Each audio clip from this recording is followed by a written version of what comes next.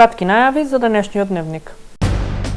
Целосно изработени проектите за пречистителни станици на македонската страна од Охридското езеро.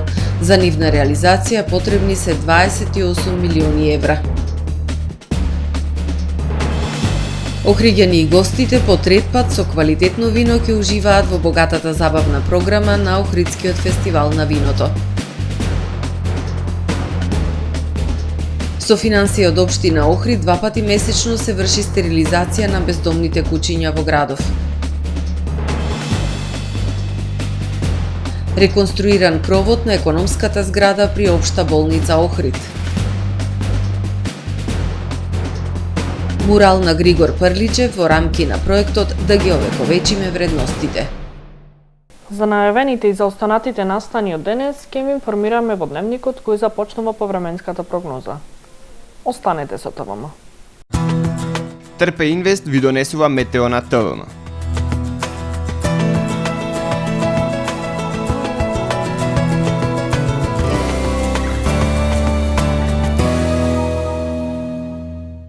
Во Охрид денес имавме претежно сончево и топло време со појава на локална облачност и максимална дневна температура до 27 степени Целзиусови. Во попладневните часови услови за врнежи од дожд пропратени со грмотевици. Во четврток на британските острови и северозападна Европа, како и во централна и југоисточна Европа ќе превладува умерено облачно и нестабилно време со врнежи од дожд и грмотевици и услови за појава на невреме. Во останатите делови од Европа ќе превладува претежно сончево и топло време со појава на локална облачност. На Балканскиот полуостров утре ќе превладува умерено облачно и нестабилно време со врнежи од дожд и грмотевици, локално со појава на поројни врнежи и појава на невреме. Максималните дневни температури ќе се движат во интервал од 24 до 31 степен. Во Македонија во четврток во утринските и предпладневните часови ќе превладува претежно сончево и топло време со појава на локална облачност.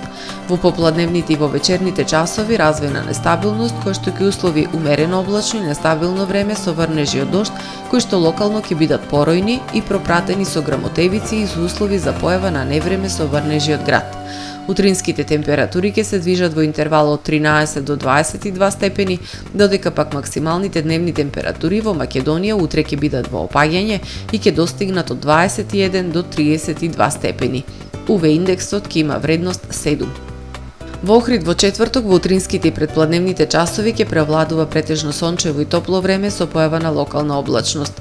Во попладневните и во вечерните часови развој на нестабилност кој што ќе услови умерено облачно и нестабилно време со врнежи од дожд кои што локално ќе бидат поројни и пропратени со грмотевици и со услови за појава на невреме со врнежи од град. Минималната температура од 17 степени, додека пак дневната ќе достигне до 25 степени. Во Охрид во петок во предпладневните часови ќе превладува претежно сончево и топло време со појава на локална облачност. Во попладневните и во вечерните часови развој на нестабилност кој што ќе услови умерено облачно и нестабилно време со врнежи од дожд кои што локално ќе бидат поројни и пропратени со грмотевици и со услови за појава на невреме со врнежи од град. Минималната температура од 15 степени, додека пак максималната дневна ќе достигне до 23 степени. Во сабота и недела ќе превладува претежно сончево и топло време со појава на локална облачност. Утринската температура од 14, односно 15 степени, додека пак максималната дневна ќе биде во пораст и ќе се движи во интервал од 29 до 30 степени.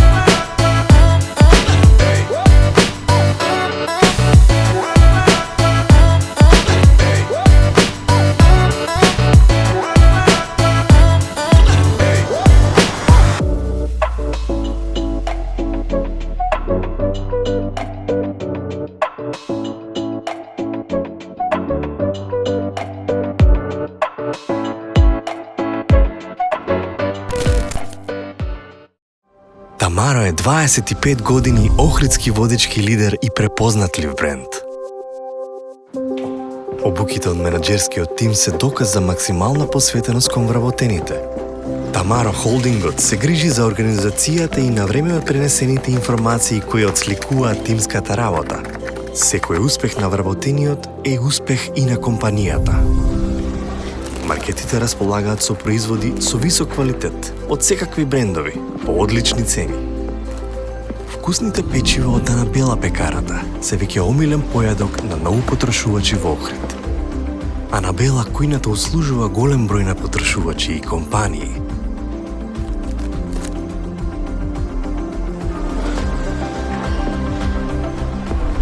Рибарата е секогаш снабдена со најразлични видови на риба и морски плодови. А месарниците располагаат со свежо месо и месни производи во секое време. Уживајте во својот охридски домакин. Тамаро, повеќе од маркет. Добре дојдовте во светот на Кармен Бау Центар. Во беспрекорно уреден продажен простор, купувањето во еден Бау Центар никогаш не било попријатно. Со гордост ви го представуваме нашиот шоурум Мараци, со најголем избор на плочки од Мараци и санитарија од светски познатите брендови Грое, Колпасан, Идеал Стандард, Рока, Унитас. На располагање ви е нашиот архитект, кој ќе ви помогне во осмислување на вашиот проект. Располагаме со најбогатата палета на ламинат во државава. Одберете од 100 различни дизајни на Swiss Chrono. Покрај стандардниот избор на фасадните системи Knauf и Бекамент, ви нудиме богат избор на професионален алат на реномираните производители Bosch и DeWalt.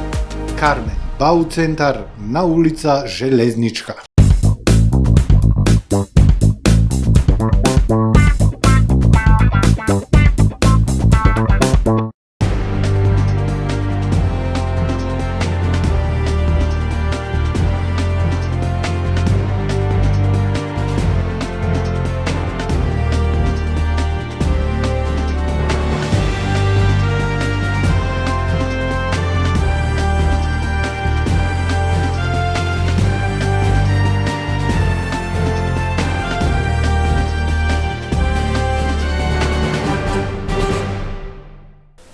Добар ден. Прво издание на Дневникот на ТВМ. Проектните документации за изградба на новата пречистителна станица во Подмолје, пречистителни станици во Љубаниште и Радожда, како и комплетна реконструкција и ревитализација на пречистителната станица во Враништа, денеска беа предадени на државното јавно претпријатие Колекторски систем од страна на шпанската консултантно-проектантска фирма ИДОМ.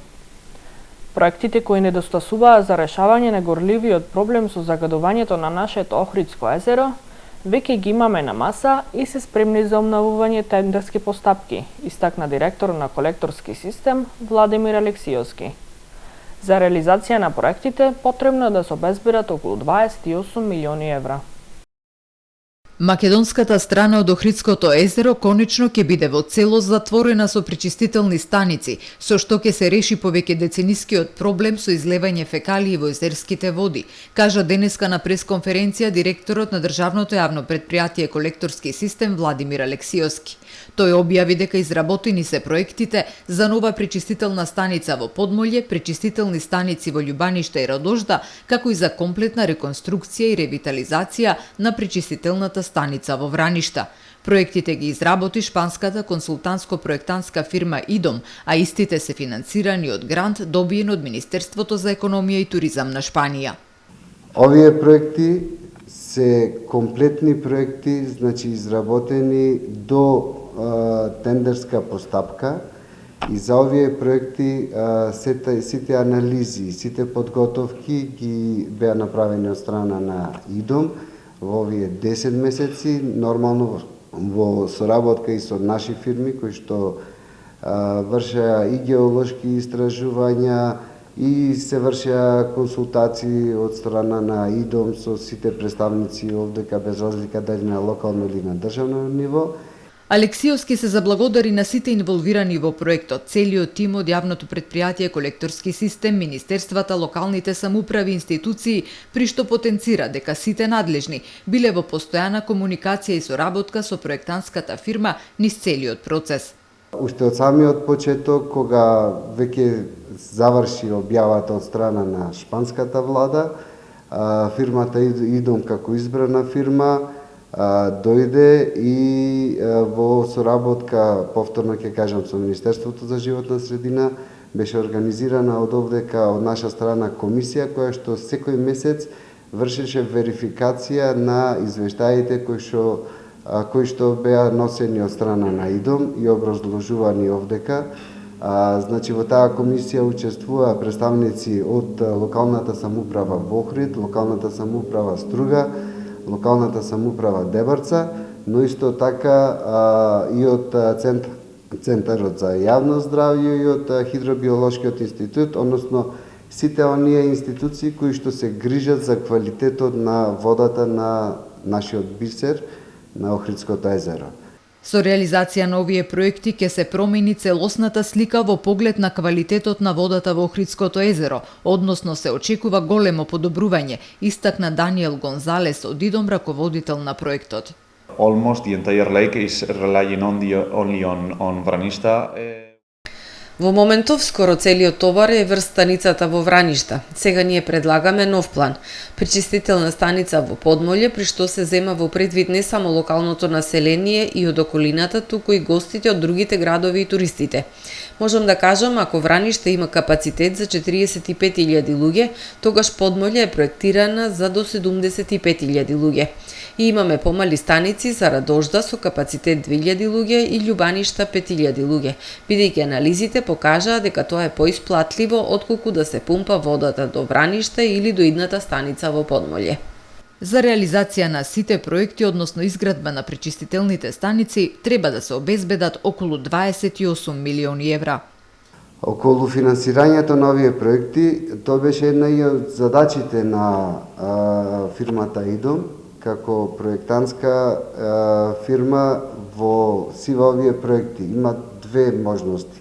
Значи, проектите, ќе повторам, се изработени во целост до објавување на тендерска постапка, но исто така има уште една задача, а тоа е да се направи финансиска анализа за секој еден проект посебно, што значи дали да бидат финансиран, односно да бидат обезбедени средства од страна на државата преку европски фондови, преку буџетски средства или можност за јавно-приватно партнерство.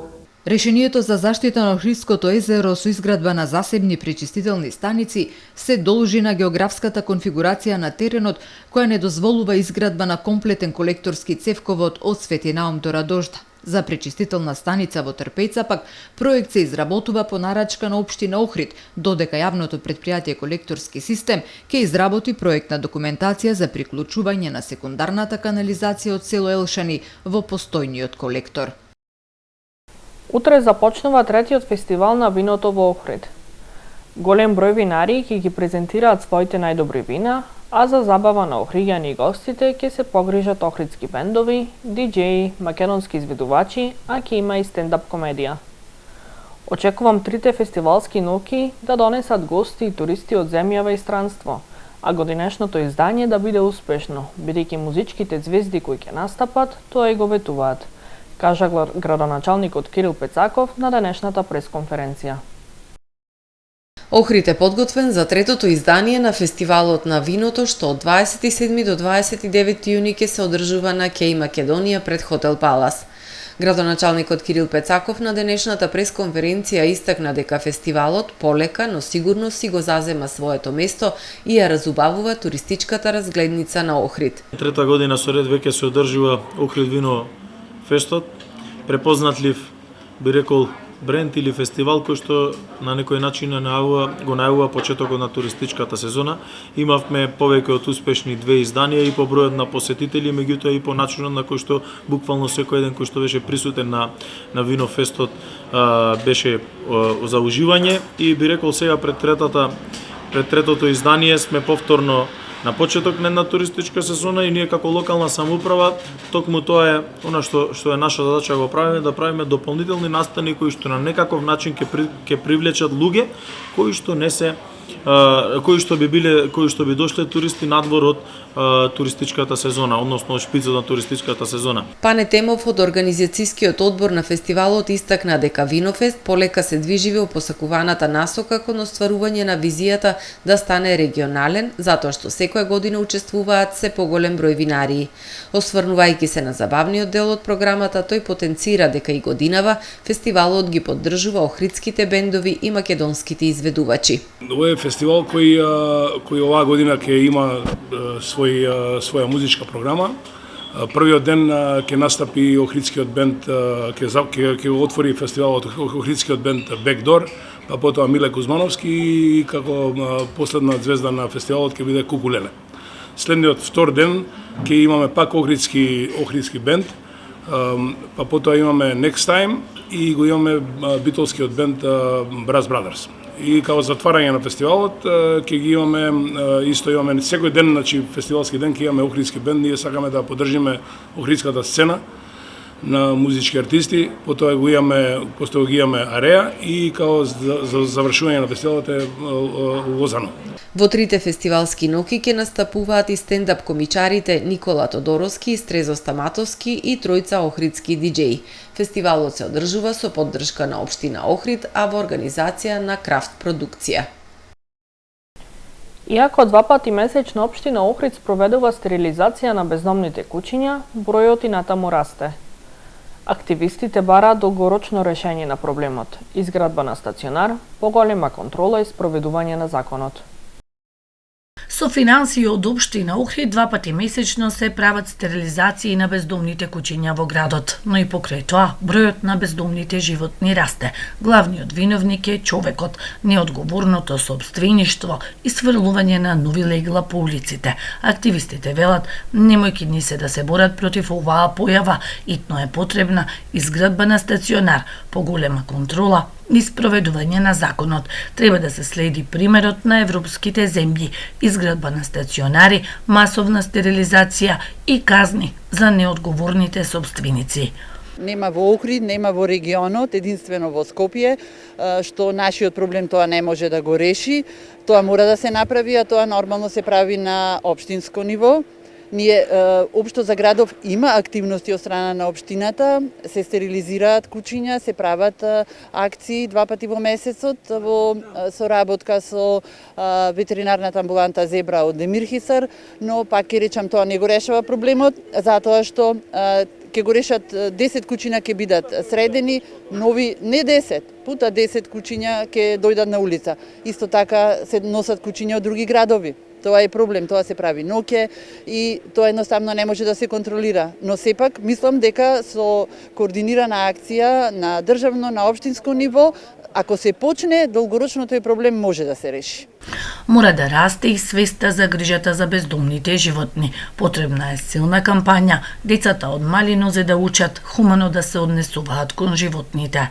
Тоа треба да се почне во фамилиите, тоа да го пренесат на децата. Значи, од најмали нозе љубовта кон животните се јавува уште кога си мал. Значи, тоа не може да наеднаш сега има луѓе што сакаат, што не сакаат животни, но сепак, ке речам, за да се реши овој проблем, мора да се почне на државно ниво, на општинско ниво, да се почне да се применуваат казните кои што стојат, се напишани, закони ги имаме и тоа да профункционира. Затоа што кога има закони, кога има казни, тогаш некој ќе се замисли дали куќето ќе го пушти на улица. Активистите од Охрид изминативе 2 години самостојно успеа да вдомат над 200 куќиња од Охрид во европските земји. Успешно завршена реконструкцијата на кробот на медицинскиот објект, економска зграда на јавната здравствена установа Општа болница Охрид. Успешно заврши реконструкцијата на кровот на објектот павилјонски тип на згради при јавната здравствена установа Општа болница Охрид, благодарение на донација од страна на локални фирми, изјави директорот на Охридската општа болница доктор Асен Шајн. Објектот е изграден во 1962 година и ова е прва значајна реконструкција. Во текот на процесот на реконструкција, освен што се замени стариот кров, беше извршена и замена на оштетени делови и инсталирани нови материјали за заштита од влага и временски услови, информира директорот на установата доктор Асен Шајн. Така наречената економска зграда заради дотраеност и временски неприлики беше доведена до нефункционалност, со што постоеше опасност за прекид на работа на неколку оддели сместени во истата. Оваа зграда, која ги вклучува трансфузиологија, биохемиска лабораторија, физикална медицина и рехабилитација, радиологија, болничка аптека, јавни набавки, комерција и патологија, веќе долги години служи како клучен дел на установата. Благодарение на поддршката, донација од локални фирми, успешно се завршени сите потребни изведби на површина од 3000 метри квадратни. Оваа инвестиција не само што ќе продолжи да ја подобрува инфраструктурата на нашата институција, туку и ќе обезбеди подобри услови за работа на вработените и комфорен амбиент за пациентите кои ги обслужуваме, вели Шајн. Општина Охрид преку програмата за култура започна да го реализира проектот да ги овековечиме вредностите. Целта на проектот е сликање мурали на истакнати охридски дејци кои оставиле трага во охридската и македонската меморија. Поетот кој со своите вонвременски дела Сердарот и Скендербек ја извиши Македонија во врвот на светската литература, покажувајќи и докажувајќи дека за пишаниот збор нема граници. Муралот е нацртан на западниот зид на библиотеката Григор Прличев во непосредна близина на Центарот за култура Григор Прличев, двете институции кои го носат неговото име. Муралот е дело на академски уметник Горан Ристовски. Заедницата има многу лица, нова рубрика на ТВМ телевизија. Креаторите на политики и носителите на одлуки треба да имаат слух за различни потреби на различни групи граѓани. Целта на рубриката Заедницата има многу лица е различни групи граѓани, жени, лица на 65 години и млади, да артикулираат како живеат во градот, кои се нивните интереси и потреби, кои треба да се земат во предвид при креирањето локални политики. Со цел сензибилизирање на јавноста и надлежните за различните потреби, приоритети и можности на различни групи граѓани и колку се води грижа во заедницата за тоа, ТВМ ќе реализира ТВ дебати и кратки приказни за поединци, како представници на одредена група граѓани. Првата кратка приказна ја посветивме на лицата над 65 години, а на соговорник е Ѓоко Симјановски, пензиониран електроинженер, сликар, фотограф, уредник на ТВ и радио емисии, режисер. Видеосторијата ќе може да погледнете веднаш по завршувањето на првиот дневник на ТВМ. Во продолжение да ги погледнеме и вестите од светот. Основачот на Wikileaks Џулијан Асанж пред Американскиот суд во Саипан се изјасни за виновен за прекршување на законот за шпионажа на САД во спогодба со Американскиот правосуден систем, со кој заврши долгата правна битка и Асанж ја напушти судницата како слободен човек. Судот ја одобри спогодбата со обвинителите и во согласност со спогодбата беше осуден на затворска казна која тој веќе ја одлежа. Асанж помина 5 години во затвор во Обединетото кралство. По читањето на пресудата, обвинителството веднаш го повлече барањето за екстрадиција на Асанж, што беше голем момент со оглед на тоа што основачот на Wikileaks помина години на суд, обидувајќи се да избегне екстрадиција во САД. Судијата рече дека американската влада се согласила да не води понатамошна кривична постапка. Платформата на Асанж Wikileaks објави илјадници доверливи американски воени документи за американската инвазија врз Авганистан и Ирак. Вашингтон тврдеше дека австралиецот со тоа ги загрозил животите на американските агенти и дека нема оправдување за неговите криминални дела. Неговите поддржувачи од друга страна пак го слават како херој кој беше обвинет за откривање американски злосторства. Британската полиција го апси Асанж во 2019 година во амбасадата на Еквадор во Лондон, каде што престојуваше 7 години. Асанж сега е слободен човек и може да се врати во родната Австралија. Северна Кореја тестираше нешто што изгледа како хиперсонична ракета во близина на нејзиниот источен брег, но таа експлодирала во воздух, соопштила војската на Јужна Кореја. Ракетата била лансирана од близина на главниот град Пјонгјанг, соопштил началникот на Сдружениот генералштаб на Јужна Кореја. Јапонското министерство за одбрана соопштило дека проектил летал на височина од околу 100 км и дострел повеќе од 200 км. Високи функционери на Јужна Кореја, САД и Јапонија одржале телефонски разговор и го осудија лансирањето како кршење на повеќе резолуции на Советот за безбедност на Обединетите нации и сериозна закана за мирот и стабилноста во регионот и пошироко. Американската Индо-Пацифичка команда исто така издаде осуда и го повика Пјонкјанг да се воздржи од понатамошни незаконски и дестабилизирачки акти. Лансирањето на ракетата доаѓа еден ден по 74 годишнината од почетокот на Корејската војна. Северните и централните делови на Италија беа зафатени од невреме, а во градот Ровиго во провинцијата Венето се формирало торнадо. Врнежите се очекува да траат уште неколку дена. Пожарникарите примиле повеќе од 200 повици за помош, а меѓу другите извлекли и жена заробена во автомобил од поплавен подвозник. Обилни врнежи падна и на северот на Тоскана, каде што пожарникарите користеле чамци за да ги спасат возачите заробени на поплавените улици.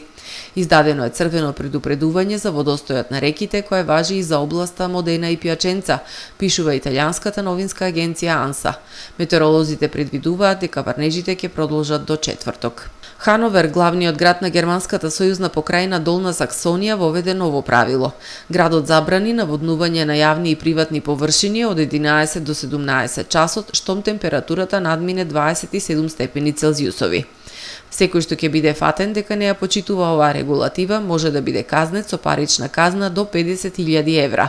Писмо од 2 страници напишано од Алберт Ајнштајн во кое го предупредува тогашниот председател на САД Френклин Рузвелт дека нацистичка Германија би можела да го искористи нуклеарното истражување за да измисли атомска бомба, ќе се најде на аукција на Кристис во септември со почетна проценета вредност од 4 милиони долари. Писмото од 2 август 1939 година, помалку од еден месец пред Германија да ја нападне Полска, предупредува дека германската влада би можела да направи исклучително моќни бомби. Тој повикал американската влада да го стори истото. Рузвелт одговорил со формирање на комитет кој бил претходник на проектот Менхетан, предводен од Опенхајмер, кој ги изградил бомбите што биле фрлени над Хирошима и Нагасаки во Јапонија, завршувајќи ја Втората светска војна и воведување на нуклеарната ера. Почитувани гледачи, ова е се во првото издание на Дневникот на ТВМ. Ви благодарам што бевте со нас. Пријатно!